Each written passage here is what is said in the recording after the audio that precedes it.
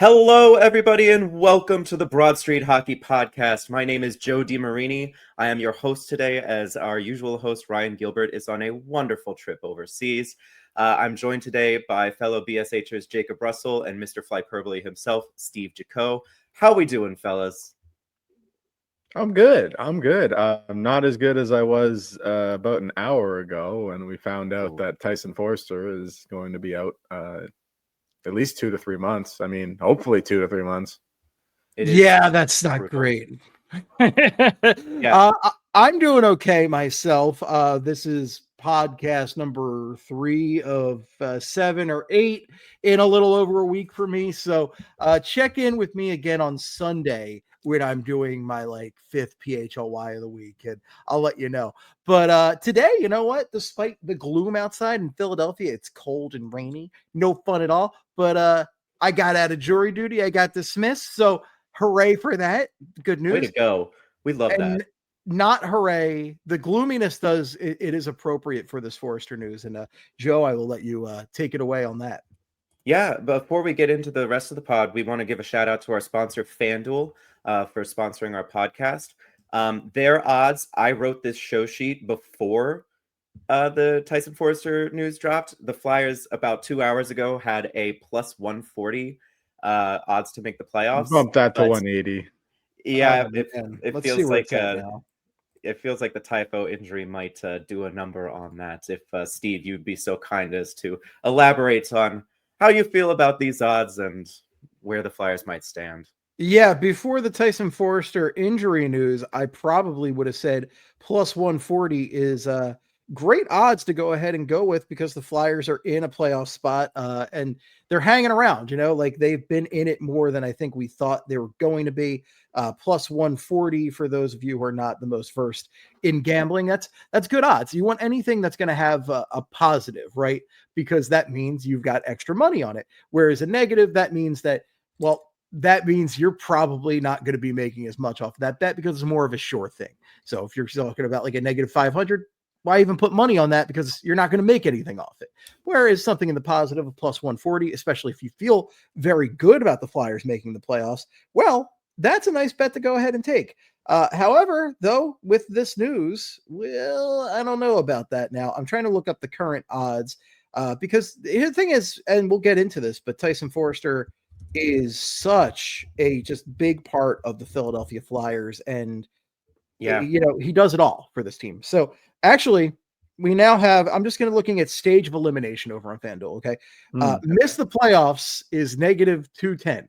So that means that the bettors think now that the Flyers are most likely to miss the playoffs. So minus 210. First round elimination is plus 270. That's not too bad. I might take plus 270. Yeah, that's not horrible. Well, that doesn't cover for the Eastern Conference Final elimination. No, right. I just looked it up on playoff odds, plus 170 now to make the playoffs. So that's what I thought too. Unfortunately, it's tough. That's difficult, but yeah, I think it's a good number. They're hard to beat, on a night-to-night basis, and they have a guy who's basically automatic in shootouts to get you that extra point. And when you're in such a parity-filled environment with how the NHL seems to be trending as of recent, I think it's not bad money. You can maybe make something off that. And if Dan Vladar can keep playing like he played, Penguins game notwithstanding, and I don't even necessarily place that on Vladar per se. I think the penalty kill was awful in that game. I thought the team was just lethargic. I think Dan Vladar has been so good that I would put a lot of faith in that. So yeah, I think the plus 170 ultimately is a pretty good little bet for you right there. And especially if Trevor Zegras continues what he's doing and Matvei Michkov continues on an upward trajectory. Yep.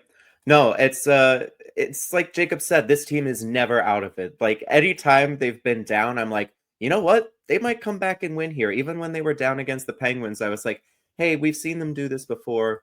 They can make a comeback. But speaking of going out against the Penguins, I think we got to talk more about Tyson Foerster right off the top before we get into playoff stuff, because it's a huge impact on the roster, a huge impact on the lineup. The team tweeted out on Twitter, you can't make me call it X, that he's going to miss 2 to 3 months. If it's 2 months, that's the beginning of February. at which point you probably go, well, just hold him out through the Olympic break and then bring him back at the end of February, early March, right? Didn't look good at the moment. It was a non-contact injury. He took a big slap shot and just went down on his own and went off the ice, carrying his arm. And have we confirmed that's the same arm that was injured during the summer? I actually have not heard about confirmation on that. I was assuming that it was. Yeah, but you assumed how he was slumped over that it was, but no, they're probably not gonna say in specifics, right? no, That might come out later on. the tweet Yeah. specifically said an upper body injury, and we know the NHL infamously does not like to say what the injury is. Like, they don't like to specify exactly what part of the body it is. But if you look at the injury, I mean, was it his right arm that he was shaking after that attempt? I'll look it up right now. I'll pull it up on my phone. I think it was. It just looked real bad. I remember he was going down the tunnel, kind of holding his arm like in between his legs, buckled over, sort of. And he was shaking his glove off his left hand. So yeah, it was definitely his right arm, right shoulder that looked to be the injured. It could be an elbow.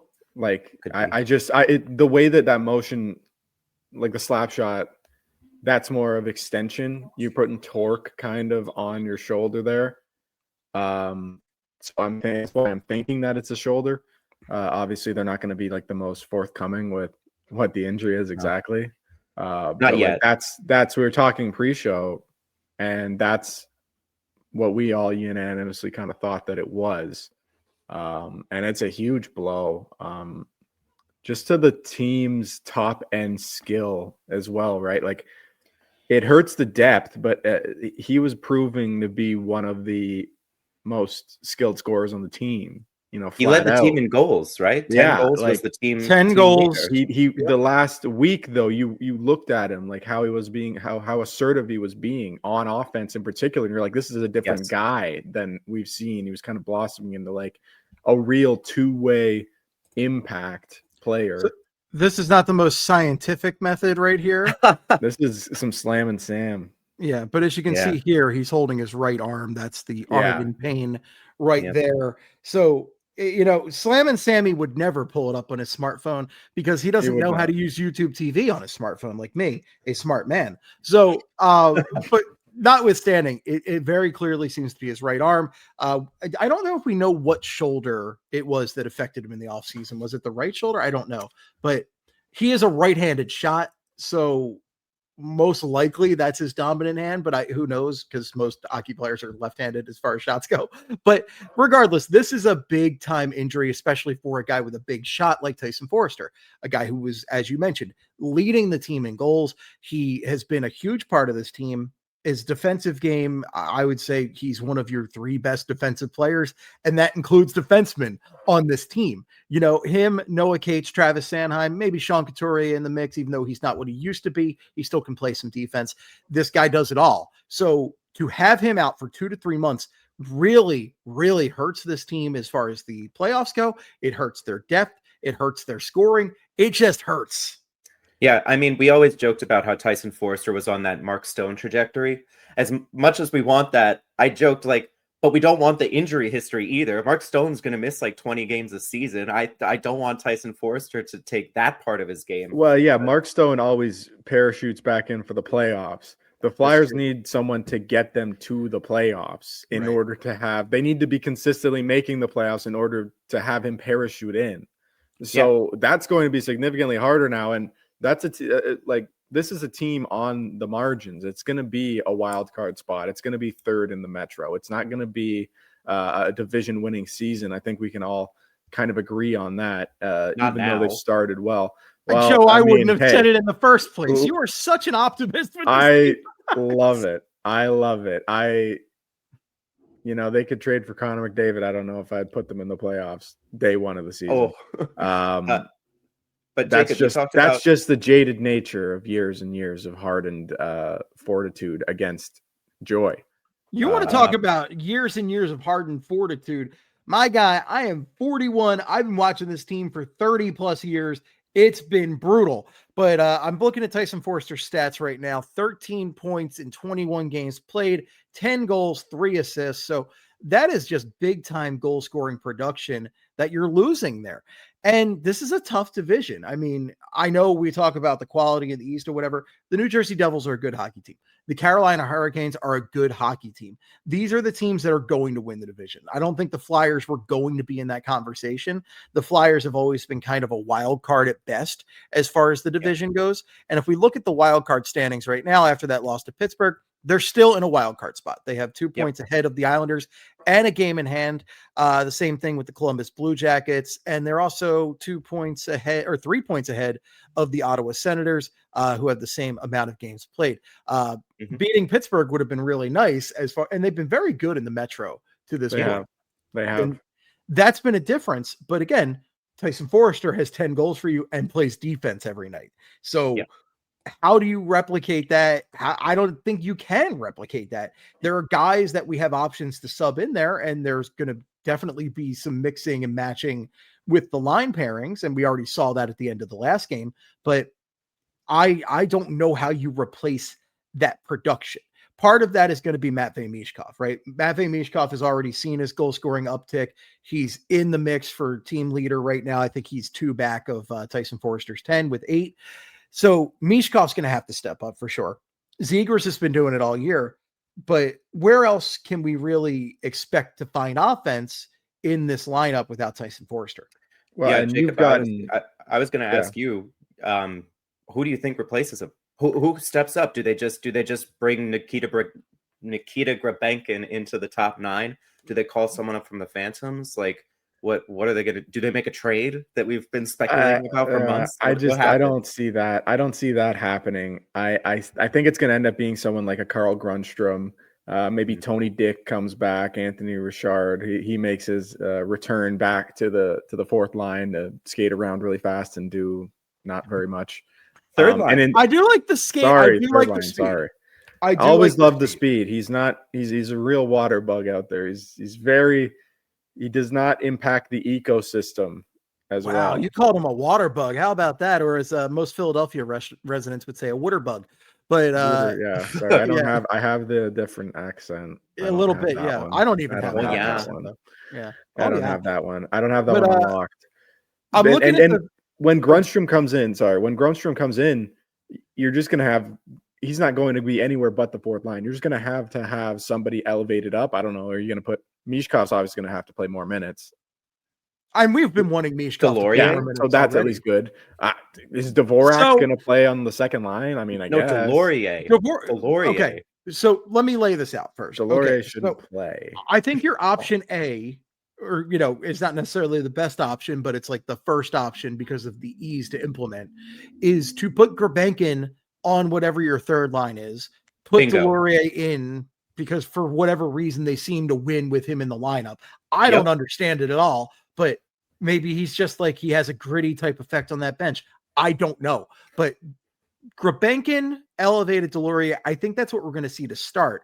But I would not be surprised if they try that. And there's very little patience for that because Tocchet's not a very good hockey team. That's part of the issue. It makes it a lot lower of a ceiling that already was a very low ceiling.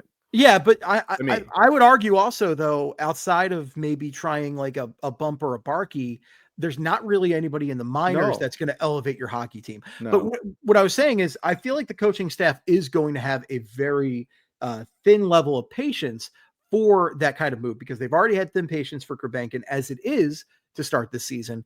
And on top of that, like, I think they are intrigued by Alex Bump. Even though I was speaking with Maddie Campbell a couple weeks ago, we did a Phantoms podcast, and Maddie thinks, after talking to some of the Phantoms guys, that maybe Bump needs some more seasoning before he can get an extended look. The Foerster injury, I think, changes that because we were talking about that in regards to maybe Rodrigo Abels or Garnet Hathaway getting a breather, right? Because like they have not been very good. I think Garnet Hathaway is having one of his worst NHL seasons. Yeah. Abels is a replacement level player to start with, but I think Bump's your most intriguing option. I think Tony Dick, Anthony Richard brings a big level of speed. And again, as you said, Jacob, not much else, but Speed is nice. That's It's something. fun. He's fun. He's fun, but Also, and he's It's not good. more fun than Jacob Gaucher. Okay, Yes. fair. And we talked about bump at the beginning of the season when Tyson Foerster was like maybe going to miss some games early on because he was injured all summer. So Bump just didn't perform in camp. Gurbankin outplayed him and he made the team. I think Steve's right that the most logical thing is that you play Gurbankin in the top 9. You have Delorier as your 12th forward playing on the 4th line. And maybe you bring up an auxiliary. Maybe you bring up like Grunstrom or Tony Dick. Or I'll be honest, you could put Grunstrom and Anthony Richard on the 4th line, and you can replace the entire 4th line as far as I'm concerned, put them because they can throw. around Abels, and it's probably better than what it is, because what it is or what it has been is just nothing. It's not been good. It's been getting caved in. It's been a couple one fights. There's been some good fights. Delorier has fought, and there's been some entertaining fights. So that's about as much as he can contribute. So good on him. He hits guys and he fights. He does what he's paid to, but it's not much as far as hockey production goes. My big issue with that 4th line right now is Garnet Hathaway. Garnet Hathaway is a shell of his former self. Like I think he was credited with 7 hits in that game, but like including 2 hits on his own marbles there. But poor Guard Angry, man. That sucked. But here's the thing about Hathaway. He has a track record of being good in a 4th line role. Is it the fact that he's just cooked, or is he playing with not good players and it's like he doesn't have the jam that he used to? So I think he's cooked. Yeah, energy guys eventually lose their energy, right? You can't be an energy guy at 38. It's not. He's 34. Thank you very much. I understand that, but I'm just saying in general, generalizing it's just not going to be. You don't have that. Hathaway is falling victim to one of these guys. He's starting to become one of these guys who just makes hits after the play is already gone. Delorier does it all the time. It's like 3 seconds after the puck's been, but he's slow, and the intent to hit was like formed before the guy who was passing the puck away even releases it or even receives it. He can't get there. So he's so far behind the play. Even if he's hitting people, it's not doing anything. It's maybe intimidating guys, but NHL players have been hit before. It's not like, the most violent thing in the world for them at this point. And I don't know what either of them are doing the exact same thing right now. And at least Hathaway, last year and the year before, you could count on him to cycle the puck, hold it into the opposing zone, have shifts in the opposing zone. Now he's just been doing nothing. So you can't elevate him. It's got to be Gurbankin. Yeah, and he's not even been effective on the power kill. It's such a sad fall off. But no, if you look at Garnet Hathaway's production in the NHL, this is his worst production since 22-23 with Boston, when he only played 25 games and he had 4 goals and 2 assists, 6 points in those 25 games. Otherwise, he's been pretty good for getting you like 7, 8, 9, 10 goals. The previous 2 seasons with the Flyers, 7 goals in 23-24, 10 goals last year in 67 games. So Hathaway's brought some good production, but this year he has just looked horrible. He's got 0 points. He's really just been a non-factor. I would replace that entire 4th line if I could. Well, to be fair, that Boston team was like a super team when he was on it. Like Taylor Hall was skating on their 3rd or 4th line. So I'm not surprised he got some points during his brief stint with the Bruins. I mean, 4 goals in 25 games ain't bad for a bottom of the lineup guy. And no. He's actually at 25 games now, and he's got 0 in every category except for plus minus, where he's a -9. I was looking at that. It's not good. Bad. It's just bad. Not good. Yeah. And the thing is, now you can afford to replace him even less because you need warm bodies in there. I don't want to see Delorier in there. I think they're going to at least give him a handful of games trying that out, because I think Gurbankin absolutely deserves a slot in the top 9, just to see what he can do. He played well with Michkov during the preseason. Like, we know that they have a bit of chemistry. We know that they can. I don't know if they'll put them on the same line to start, but we know that they do feed off each other well enough that you can give that a try. Maybe on the second unit power play, you give Gurbankin a few minutes. I'm not ready for that yet. I don't know about all that. He could. I like him. He could do it. Like, he could do it, but I don't know if he's worth doing it. Like uprooting guys up the lineup for, Well, right? at this Forster's point. on the power play. He's not anymore. Who takes his power play spot? Do you put I'd run two Gurbankin in there? defensemen Oh, you before run I too put deep. Gurbankin in. I like York. I like that. York, Drysdale, Andre, and Sanheim all in the power Sanheim. play. So I'm cool with doing some Okay. amalgamation and some shit with that. But I understand what you're saying. Like Gurbankin's skilled. He's not going to look out of place on the power play. I just don't know if that's where he's gonna start off. He still only has 3 points in 16 games. Like he's obviously playing with guys who don't have hands. But at the same time, it's not like his production has been anything to write home about. And there are times where he kind of looks like he's just out there. I did want to see him get a bit more physical. It looked like he was getting more in the mix early on in the season more often. He did fight, right? He had a fight earlier this year. He tried to excuse me, but even beyond that, he tried to kind of throw hits on the forecheck. He tried to get in, like when he's cycling, he's a bit more physical. I haven't seen it as much recently, and I don't think he's been great, but I would like to see him up. And like as Steve said, I'd take out Hathaway, Delorier, Abels, and put in Tony Dick, Gaucher, and Grunstrom, and I don't think it would be better. Yeah. Now, Like let you me swap all three of those guys out. It's just like by default, it has to be better, unfortunately, for those guys. Now, real quick, I just wanted to give everybody some stats from the Phantoms level, see what we're dealing with here. So, Richard, Tony Dick, as we love to call him, 17 games played, 17 points, 7 goals, Great 10 assists. AHL player. Yeah, and you know what? I think he's a fine fill-in until they can figure something out. Now, I think, again, a lot of this is going to depend on the play of Gurbankin, because if Gurbankin's a total flop, right, playing on the third line, then you got to look, I think, at Bump or somebody like that. But I think you should give Gurbankin a good chance to really get in there. Give him, like, I don't know, a month there and see what happens. But Bump's really come back from a rough start with the first few games with the Phantoms. He's now at 16 points in 20 games played, 4 goals, 12 assists. Grunstrom's had good production, 15 points in 19 games, 6 and 9. Nice. And Denver Barkey, who I don't think is under consideration right now, but I mean, I want to get a look at him at some point.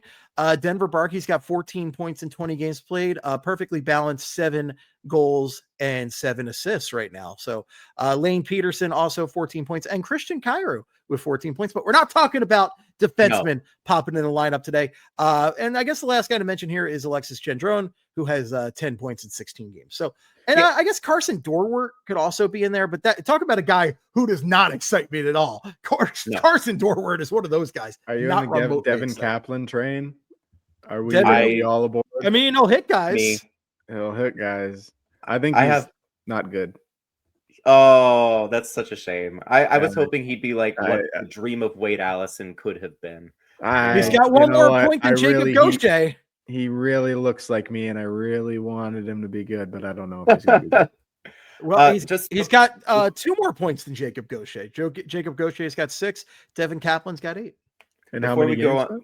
Kaplan has played 19 games, so 8 and 19. That's actually all of those numbers you listed are actually pretty good AHL production. So I'm pretty like that's all just below a point per game on some of those guys at the top end. So yeah, I think they've all proven like Bump has put up numbers to put himself like it's not like he has 8 points in 20 games or something, right? Like he's put up the requisite numbers to put himself under consideration, but I just don't know if they want to do it right now. I think that based on the impression I got from talking to Maddie, I think they'd be hesitant to maybe put him up right now. And I think that's fine because you got to think about long-term development with these guys. Again, give Gurbankin an extended look on that top line. I would really love, though, to not have Nick Delorier on that fourth line. I think they're going to have a few games with him, but I think they're going to get tired of it because he is a liability out there. He is just not a good hockey player. And I think this is going to come down to, like, what are you looking to replace? Are you looking to replace like a Delorier grinder role, or are you looking to get more speed with like a Richard? I think Grunstrom is a fine substitute in there, or Richard, I think in the short term. I would be fine with either of those guys. Yep. I mean, we'll just circle back to the playoff stuff. Like, if the Flyers still want to make the playoffs, they're not going to be doing it based on Jacob Gaucher or Tony Dick stepping up and being a good third or fourth liner. What they need is their best players to be their best players. Like, TK and Michkov have started to look like themselves. They've started looking more like the players we need and expect them to be. this would be a really good time for them to show that the last game or two weren't just flukes where they had a good game and can start stringing together some consistent production. Because if they don't, it doesn't matter who's in these third or fourth line roles to replace Tyson Foerster. The team's going to be out of the playoffs like before January at this rate. It is funny that we've all ragged on TK so hard, and he's second on this team in points. He's got 20 points in 25 games now. So, like, even though he hasn't looked like himself, he's still been producing. He's been, like, you know, the second best player points wise on this team. So here's my question for you guys: is the all important question? If you are Rick Tocchet, how are you arranging these lines? So I'm going to share the Daily Face-Off line combo page here, so we can take a look. We have a nice visual guide to go with, and we can talk about what we think that the ideal lines will be for this life without Tyson Foerster, which is a terrible, terrible life to have. I think my answer is really boring. Joe. Yes. What's your answer? Jacob, you already have something formulated. Let's hear it. I think you move Mishkov to where Foerster is currently, put Grabenkin alongside Coots and Brink. And then I don't care who you put on the fourth line, to be honest. Laurier, Grundstrom. I want Grundstrom. I like Grundstrom more than the other guys personally. From watching him in like LA or San Jose, I think he's decent at hockey. So I mean, at least that I know. As a fourth line guy, I think he'll be able to handle it. So then it would be Mishkov, Cates, Konechny, Zegras, Dvorak, Tippett stays, Grabenkin, Couturier, Brink. And then Hathaway, Rodrigo, and insert name here. Yeah, I feel like you have to keep Zegras, Dvorak, and Tippett. I like that. I like Zegras, Dvorak in particular, and Tippett's looked a lot better as of recent. I think this is actually a line that complements Tippett's skill set, which is something that they've been trying to find since they got Owen Tippett. They just have not been able to find a good fit for him because Owen Tippett's a weird player, but he seems to work with these guys because Christian Dvorak is just a really good two-way forward. That's just who he is. And Trevor Zegras is just, the man is just like hockey creativity put into man form, you know, like just the way, the things he does with the puck is simply magic. Like, so I think you do have to keep that line together. Yeah, I think that's what I was prioritizing, is keeping that line together. I think Mishkov works with Cates and Konechny. And I think Grabenkin can be that puck retriever on the third line with Couturier and Brink. Another like young, hungry skater to play alongside Couturier. I think you always need at least one.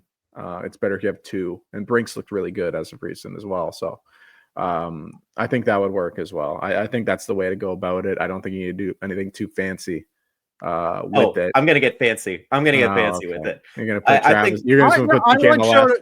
This is good podcasting. I want Joe to go full Joe here.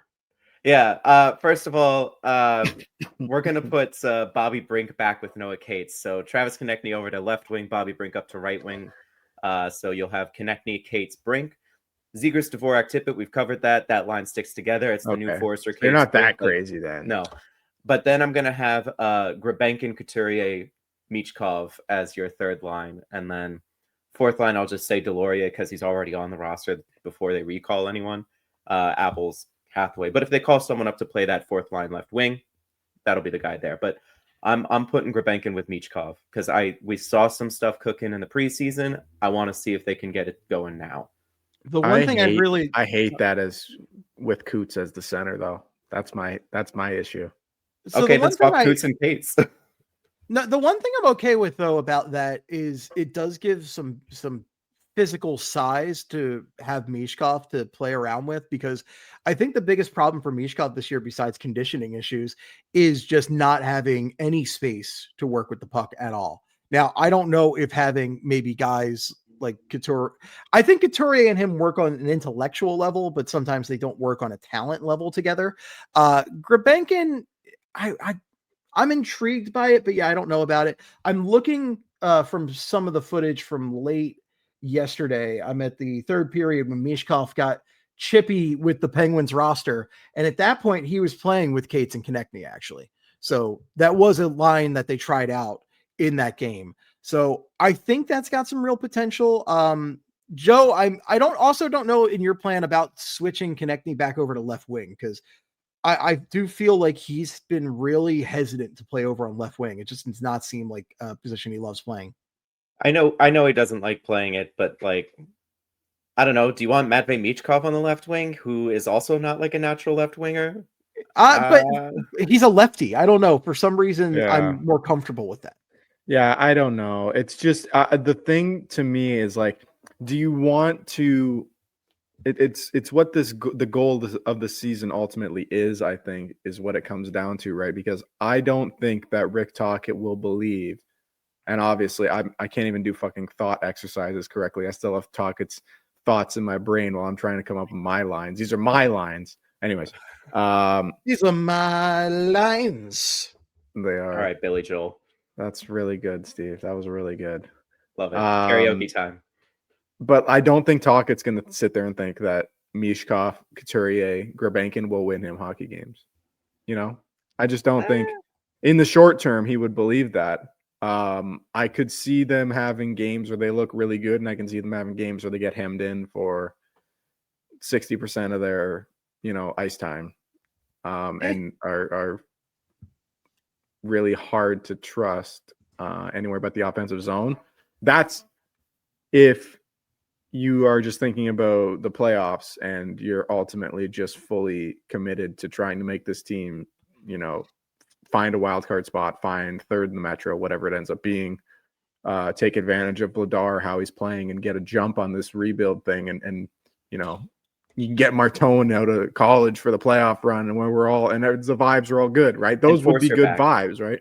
I think they value you can make that work. Oh man, you're talking. So, that's when Happy Gilmore goes to his happy place. That's my happy place. Yeah, I just had a thought occur to me. There were rumors. You can read the article on BroadStreetHockey.com about how the Flyers are interested in some of the Canucks veterans, perhaps a Kiefer Sherwood, who is an expiring UFA, and probably a Tocchet guy. If Foerster's going to miss time, maybe they do circle back to the Canucks and are like, your veteran wingers. Yeah. Like the Connor Garland spot just opened up. Well, Connor Garland's small, so you've got Michkov. That's true. No, that's Garland. Very true. They do not want small guys. And I think Sherwood fits better because his contract's expiring at the end of the season. So it's like we get him for the rest of this year plus the playoff run, and then he can go off into UFA. We replace him with Porter Martone. Like, there you go. That's the logical. I think that makes more sense than Garland. Obviously, I just think it's funny. I just feel like for some reason Connor Garland. I always thought the Flyers were going to trade for Connor Garland. I don't know why. I always thought he could be a Flyer. He does rule. Everyone loves little Connor Garland. That little thing he does when he gets around the net and he chokes up on his stick, like that's so weird. I don't know why he does that. He's already short. You're already close to the ice. He wears the turtleneck. Hey, I'm totally I'm Cooperall's turtleneck guy. Okay, I'm fully in on weird, like Quebec men's league attire on the ice. 100%. Oh, there we go.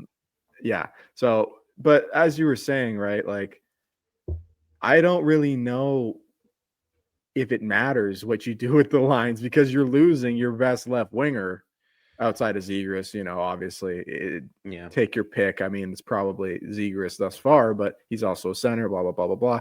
One of your best two of three forwards.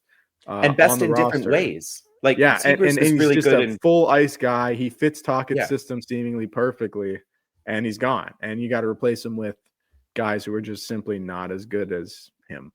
Yeah, and he was on a great pace this year. I think he was on a 35+ goal pace, even with the games missed. And I mean, this is just a huge setback. And it also is a worrisome setback because this is a non-contact injury. This is something that he dealt with in the offseason. So is this going to be an ongoing problem? Like, this is a really worrisome injury for the future of this player who I love. Yeah. And to go back to the line stuff, I talked about, like, what do you do with the power play? What do you do with the PK? And that's like another thing that the Flyers need to have going right for the playoffs, right? Their special teams need to be good. The Flyers have fallen to 9th best in the league on the penalty kill after allowing 3 power play goals to the Pens. Yeah, last night didn't help. Didn't help. No. They went from like 4th to 9th in a single night. And then they're 20th on the power play. And their one power play goal that they did score against the Penguins came at 5-on-3. So Flyers nearly made the playoffs 2 seasons ago on the back of an elite power kill and strong 5-on-5 play. They were 8th in Corsi for percentage and 7th in expected goals for percentage that year.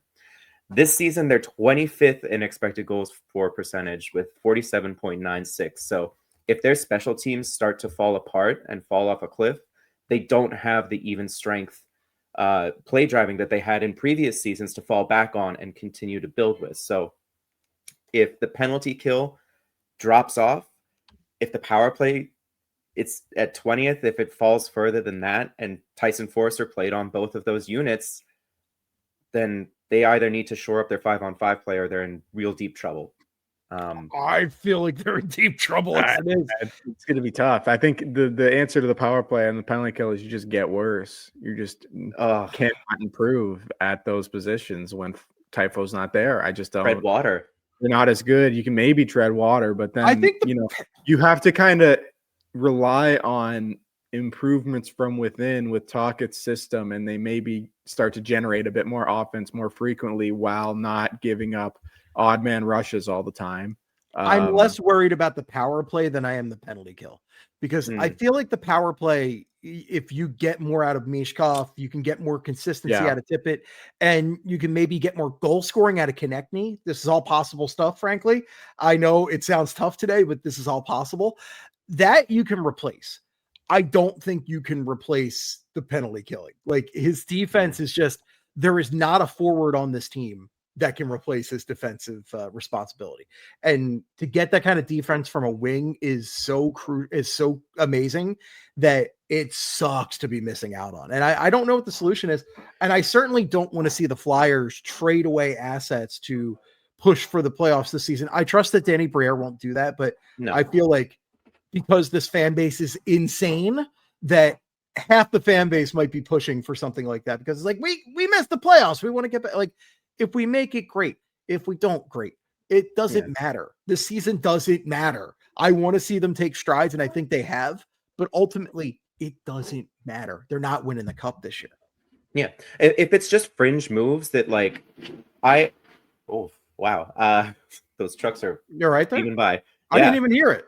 Oh, great. That was really loud. I was like, it sounded like I it did tipped over hear it into my building. bit, No, like, if the Flyers make a hockey trade, and I know this sounds silly, but I'm sticking to it. Acquiring Jamie Drysdale was a deadline add that season. They took a player who wasn't on the roster and added a player at a position of need before the trade deadline.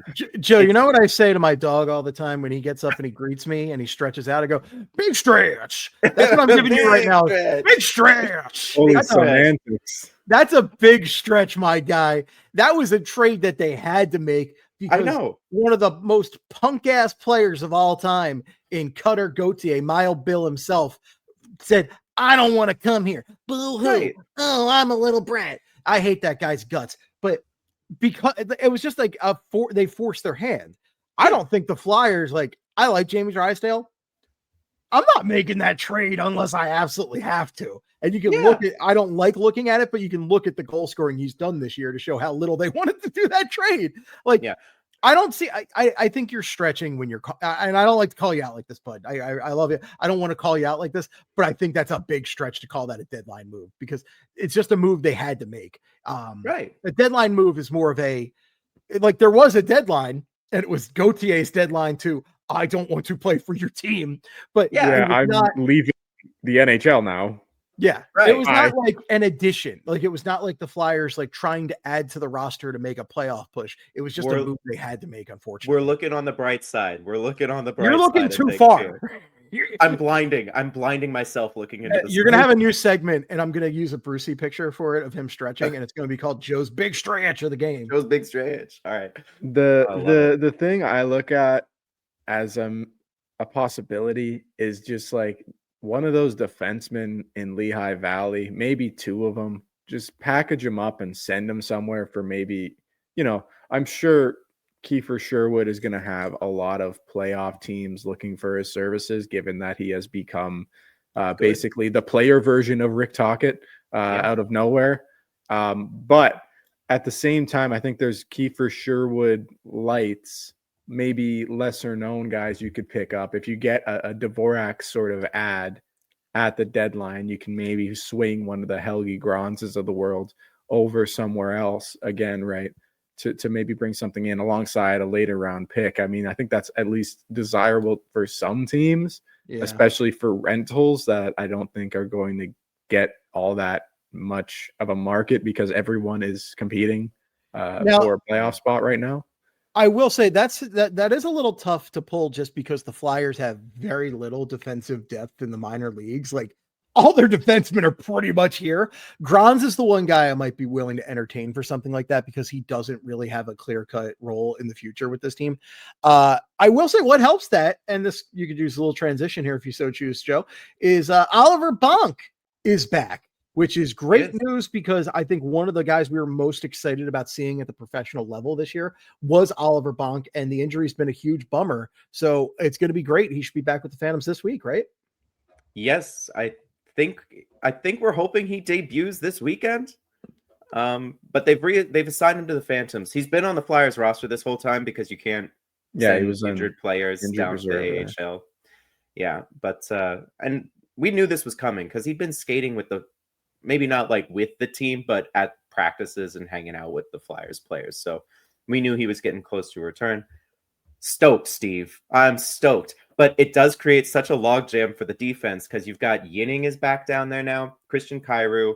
Bonk is now there. LJ Granz, Ethan Sampson, and I'm blanking on. You've only named 5 guys, Joe. Like there's like 7. Murchison, Hunter McDonald. Oh, just McDonald. Oh my God, so many guys I don't. Guriev is also down there. If you had a magazine trade. If you had a magazine called Hockey Players I Don't Care About magazine, most of these guys would be featured. That's what I'm talking about. Like even Steve said, like they have no defensive depth in the minors. I mean, like, yeah, in particular, like beyond maybe Oliver Bonk, like 20, 21-year-olds who are like developing. All the guys in Lehigh Valley, I could care less about if they left tomorrow. You can find another Adam Yinning, however he has chosen to say his name. It does change week to week, really. I hear it different every time I watch a game on any different network. But regardless, you can find another one of those guys at your local hockey store. You probably got him at hockey store. It's like you drive down to Home Depot. They probably got Adam Yinning at Dick's Sporting Goods. He's probably the model. He's probably standing there right now. So it's like when you drive down to Home Depot to look for guys to work on your house, and you're like, I need 2. And you go down to Dick's Sporting Goods. Defensemen. All right, I need 3 defensemen. Hop in the back of the truck. Yeah, I mean, you could literally honestly what I was envisioning. Just trade Igor Zamula at this point too, because they've already got like Nick Seeler and maybe Noah Juleson, or they call him some other guy. If we're talking at the NHL level, oh yeah, trade Zamula all day, especially once Ristolainen gets back. Which who knows if that'll ever happen. Rasmus is enjoying his new life. He's moved on to greener pastures. He's never coming back to the NHL. Over on PHLY, I've been referring to him. Coming back to the NHL. I've been referring to him as Sasquatch, like Bigfoot. Like he's just striding around. Okay. People are taking obscure photos of him and saying, I saw Risto. Like, I don't believe in him till I see him. But if he does get back, trade one of those guys immediately. I wish you could trade Noah Juleson so bad. Because you want to talk about hockey players I am tired of watching. I hate watching Noah Juleson. That's what all Canucks fans have said that for as long as he's been on the Canucks. He's just not very good. He's actually surpassed my expectations for him this year. Like I thought he was going to be basically useless. I thought he was going to be Brandon Manning, but without the useless, pointless fights that he. Brandon Manning, besides his horrible racism, was good at one thing, and it was shutting down Connor McDavid for some reason. Well, he was good at shutting him down by using the boards. Yeah. I wasn't here for the Andrew McDonald years, so all I can say about Juleson is at least the Flyers didn't give up 2 second-round picks and sign him to a $5 million. No, yeah. He has the number, right? That's what makes it kind of traumatizing to watch for you guys bumble around and trip around and such. But you do remember that he we do realize he is what we thought he was. Yeah. You know, Noah that's Jolson is what is. they signed. Yeah. He's what they signed, but he has been a little better because he's been passable some games. Yeah. But when he's bad, and he's bad in a very different way than AMAC. Useless. Yes. Because AMAC was always just flopping around in front of his goal, trying to block shots. That's all he friggin' did. Just 2-on-1s, just laying out. It's just 2-on-1s. It's like, how do you make it to the NHL playing a 2-on-1 like that? I just falls down. I don't even want to talk about it. Well, Jolson doesn't. He gets burnt. He gets burnt to the outside, and he looks like an old man trying to catch kids on the ice. Like he cannot keep up with them. He's a highlight reel. He's like the tall guy, the tall NBA center who's there to get dunked on. That's what Sean Bradley. Sean Bradley. He's Sean Bradley. He's Kendrick Perkins. He's just there. He's standing up. It's horrible to watch, but I would love. There are guys that the interesting thing with the Flyers defense is they're mostly pretty good, right? Like you've got at least 4 good guys and a Nick Seeler who's I would even say Nick Seeler's pretty good. Like he's not great, but he is who he is. But then you've got Jolson, who's a huge drop off. You've got Zamula, who's Dr. Jekyll and Mr. Hyde, who some nights can give you highlight reel assists and other nights makes the most boneheaded mistakes that you're like, how did you make it to this point in your life? I don't understand it. And I know Bonk isn't going to be a guy we could be talking about until later in the year at most, and probably not till next year, but that is at least something exciting to think about for the future. He's the only guy on defense that's remotely near being able to play for the Flyers that is actually exciting to think about. Carter Amico is playing next season. You think he's playing that soon? Ooh. No, not at all. Spencer Gill? Big time sarcasm. Big time sarcasm. I was not being serious. Hey, do either of you know who Vincent Sevigny is? He's played 6 games. He's played 6 games for the Phantoms. Oh, Jesus. I was going to say, I know who Chloe Sevigny is, but I don't know Vincent Sevigny. He's played 6 games on the blue line, man. I don't know. Oh, that is spelled like Sevigny. There you go. So Vincent Sevigny. Oh, yeah. I think I said it close to right. He's played 6 games for the Phantoms. Wow. So good on him. He's also part of the defensive mix. He's there. Well, he's on the Syracuse Crunch now. Oh, okay. Good for him. There you go. Spread his wings. Yep, the there Syracuse Captain Crunch. No, I didn't know he was on loan. I need a tomato button for Joe here. Oh, this man. Throw something. Well, speaking of throwing, I don't know if that transition works, but we've been talking about the blue line. We've talked about the forwards. The last thing that this team needs to make the playoffs is their goaltending to hold up. Now, Dan Vladar laid an egg against the Penguins, but who can really blame him? The entire team kind of laid an egg. I'm not putting a lot of that on Dan Vladar. Me neither. To be honest, because a lot of those were power play goals that the Flyers just. I still cannot. But I'm not even going to say gave up. I think they just were tired in that game. Yeah. And again, it's the Pittsburgh Penguins. You got to get up. It's Sidney Crosby, and there has never been a Flyers goaltender who Sidney Crosby has shot on, and I haven't immediately thought, oh, it's going in the net. Yeah. So no offense to Daniel. I think his name's just Dan, but I'm going to call him Daniel. I believe Daniel. Fans were Daniels, yeah. But I'll say for this exercise, no offense. I do not think you were going to be the one to buck that trend. Oh, no, absolutely not. But, I mean, the thing was, if you have any hope of containing the Pittsburgh Penguins, you have to start by smothering Sidney Crosby. You can't give him room to work. And they gave him lots of room to work in that game, especially on the power play. So Crosby ends up with 2 goals. I believe it's now 58 in his career against the Philadelphia Flyers. Russ got an absolute snipe too. Yeah. And that's the thing. The Penguins, if you give them room, they will snipe you all day. They just have too many high talent guys. The problem with the Penguins is their high talent guys are old as shit, but they're still very good. Sidney Crosby's got nearly 20 goals and he's 38 years old. It's insane. Dan Muse has that locker room humming. It's unbelievable the turnaround from Mike Sullivan, one of the greatest coaches ever, to this guy, and all of a sudden the Penguins are cooking. You're going based off 2 weeks ago, Joe. They have fallen a lot in the standings since then. Still, he looks like Mr. Garrison from South Park. I hate looking at Dan Muse. Oh my God, he's just got a big bubble head. You would say that Vladar, that game was a one-off, just like that was just a one-off. 59 59 goals for Sidney Crosby against the Flyers in his career now. Just absolutely sickening. Yes, I would absolutely not put that game on Vladar. And I'm not even saying a one-off because I don't think most of those goals were his fault because the defense let him down so badly in that game. And the Penguins also were making snipes. They were making good shots. I don't know who's not many goalies are stopping a lot of that. So you're not going to expect Vladar to win you that game. I mean, you looked up in the third, actually, after they won that challenge, where the one goal, the would-be fourth goal was chalked off. And I looked up and I was like, man, they've just played like garbage. I said something in the Slack as to be like the Eagles lose embarrassingly, and then everyone turns their attention to the Flyers at home against the Penguins, and they get fucking waxed. And they always do. As long as I've been a fan, they have done that. So, but you looked up at that time, and it was 3-1. You're like, yeah, you can score a goal and then pull the goalie at the end to at least make it interesting, but it was never going to happen. No, so I got some stats for you, even if Vladar was unbelievable. I got some stats for you. So Dan Vladar has 4 games this season with a save percentage under 900. Okay. So Dallas, 5 goals against Dallas with Dallas, they're going to do that. They're one of the best teams. They were very good that game. I remember that game. The Pittsburgh Penguins, which is the one we just saw, again, 3 power play goals. It's just completely left out to dry on those power play goals.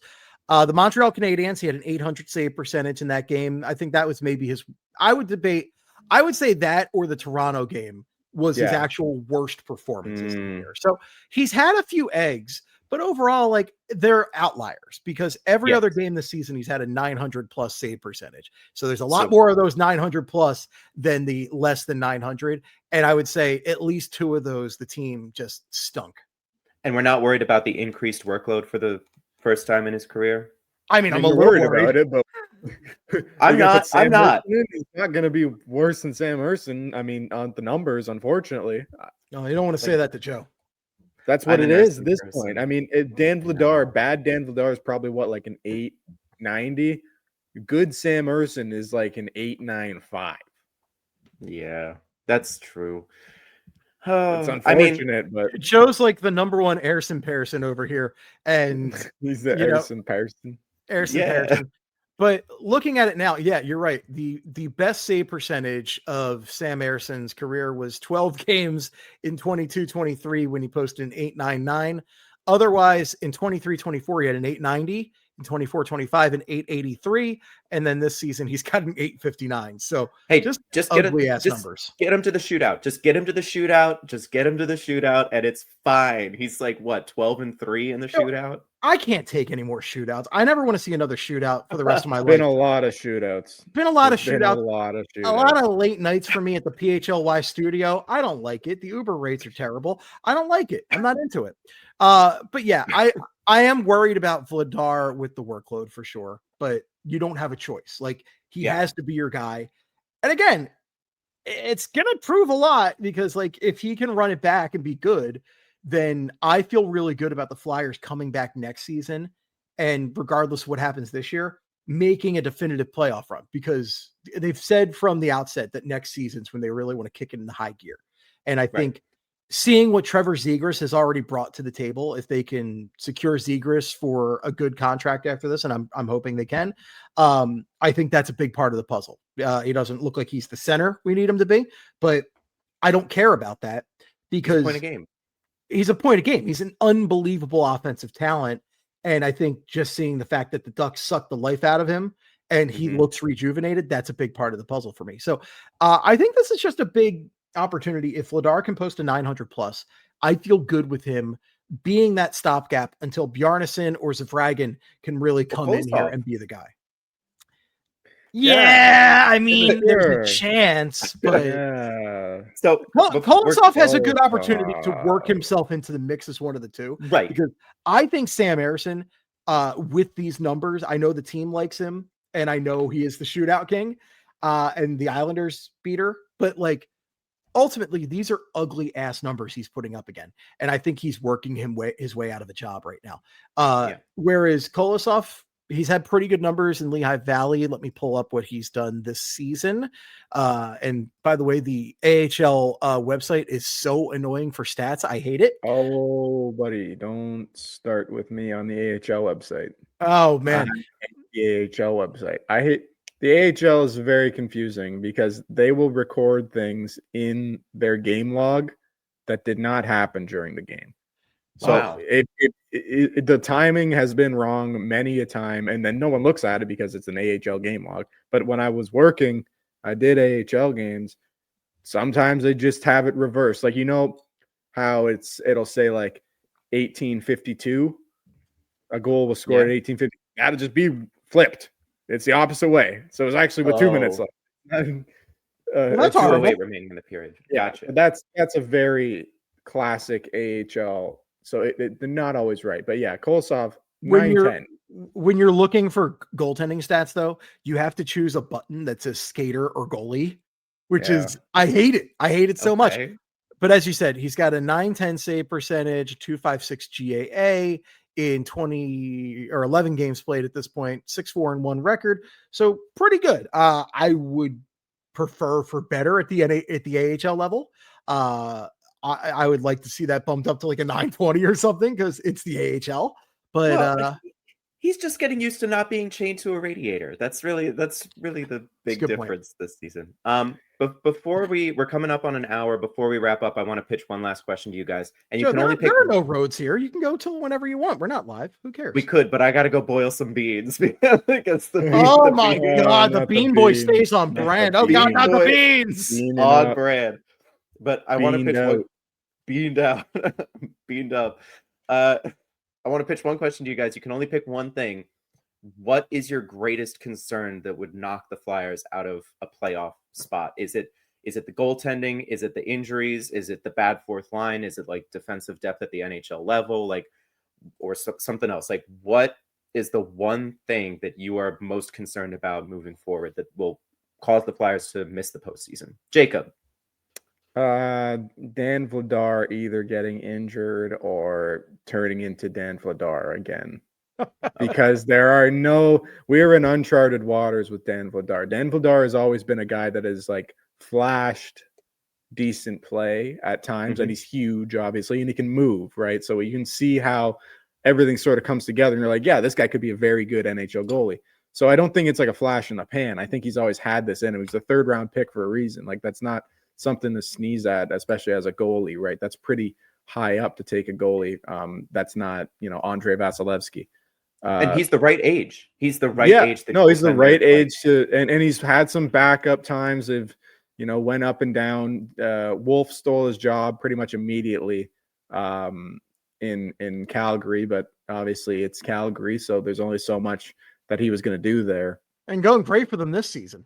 Yeah, no, that's what I'm saying, right? Like it's going to be very tough for anybody to succeed in Calgary right now with that D-core and with just the lack of scoring and them always playing their own zone. But Vladar regressing back to the mean and playing like a 900 or an 895 the rest of the way out, that's what would kill this team because I don't think they have the ability to really score at a high level, even if everything went right. So they're going to have to lock it down. They're going to have to settle a lot of times, scoring 3 goals a game, maybe 4 with the empty netter and winning that way rather than, 5, 6, 7.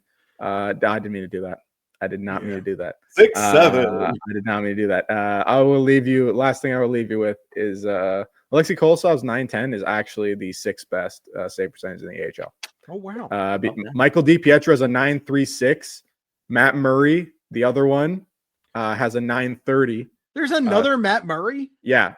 Oh my He's also a goalie. Yeah. Wow. Why? Very tall. Very tall as different well. things. Yeah. So, but after that, though, it's 916, 915, 913, and then 910. So, okay. He's actually been very good. And even like you look at Bjarnason, he's not too far down. I mean, he has less than the amount of games that it would, you would actually count as a starter or count as a register as a goalie. Sample size, yeah. I'm pretty happy with Bjarnason's numbers considering his age. Like that's what I'm saying. It is a tough league to have a good save percentage in. Like there's a lot of high danger scoring chances at the same time in the AHL. He's a little baby. He's he's not even 20 years old, right? Like he's 20 or no, he's 20. But he should be 20, right? Yeah, he's just a little baby. So I love those numbers from Bjarnason. Yeah, him and Zabrogin are both summer birthdays, I think. So they're like on the younger side. 2005, baby. Yeah, I think they're Yeah. like May and June or something. But Solid. Steve, how about you? What is like the one thing that you think would sink this team? And you can only pick one. Well, yeah. I was just going to first say I thought Jacot picked a great one. Vladar is definitely a concern because of the workload, and also if he gets hurt, we have seen many opportunities from Sam Ersson now to step up and be the guy that he has not embraced and risen to the occasion. So I don't have a lot of faith in him. Sorry, Joe. I would say I'm not worried about the defense really because I actually think they have decent defensive depth. Yeah. I'm not worried on that position, and I think Tocchet's system is pretty friendly to even like the Jolsons of the world. I am worried about the lack of goal scoring so far, especially with Tyson Foerster out.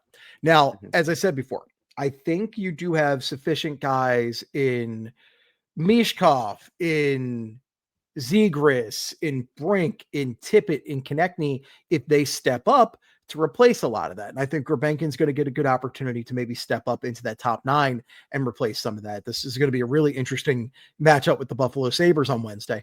But ultimately, I think it's going to be a big challenge, and I'm worried about the defense from a forward perspective now without Foerster. What are they going to do on the penalty kill? Because I think they need to stabilize it. I think that was an absolutely brutal game for their penalty kill, and a lot of that was the forwards not being able to lock down the Penguins, in the defensive zone. So I'm really just kind of worried about the forward depth, and I don't want them to just trade for some very mid replacement over there. I do think I would welcome a center trade, but at the same time, like I'm also just fine kind of working it out with Couturier, Cates, and Dvorak right now. Unless you can find a nice fourth line center to replace Abels with, because I think he's the most mediocre player I've ever seen in my life.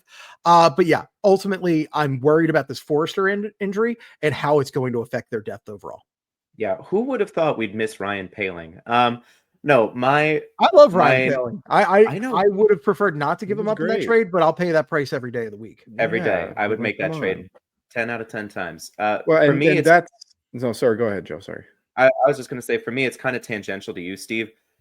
It's the forwards, but from my perspective, it's that the stars don't star. It's that like TK and Michkov have okay, but not like good or great years. They don't live up to. In TK's case, he doesn't live up to the contract. In Michkov's case, he doesn't live up to the expectations that we have for a prospect of his caliber. Because this team has shown they can hang tough against the best in the league without like their best players doing the most. So if it goes the rest of the season where TK and Michkov are just kind of fine but not great, they're probably just going to fall off because they don't have that game-changing moment from one of their best players to take over a game. And that's how you win. That's sometimes how you steal a game. And if those two don't get going fully, that's my biggest concern for what could cost them the playoffs. And the problem with both of your reasons, right, or both of your potential, pitfalls for the season is I don't think Tocchet's system and Rick Tocchet as a coach is conducive to like making either of those things better. I think he's gonna if your defense is bad, if you have bad defensemen, limited skill, and your forwards aren't necessarily, the most cognizant in their own zone, Rick Tocchet's system will help you with that, right? You'll get some less, ideally you get less high danger chances. You get, keep shots to the outside, play hard defense. He tells you where you need to be, so you don't necessarily need to rely on instinct or anything. You're there. When the puck's there, chase it, stand there. You got to be in your spot. I don't think that Tocchet's system is one that you're going to see a lot of those, game-changing moments from TK or Michkov, right? Especially given that at this point in their careers, they're not like top 15 players in the league. They're very good, but they're not elite.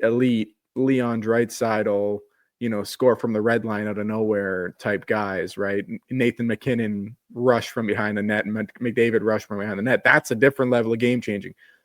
TK and Mishkov's different, obviously, because he's still growing, but TK in particular, you're just looking for him to take advantage of opportunities.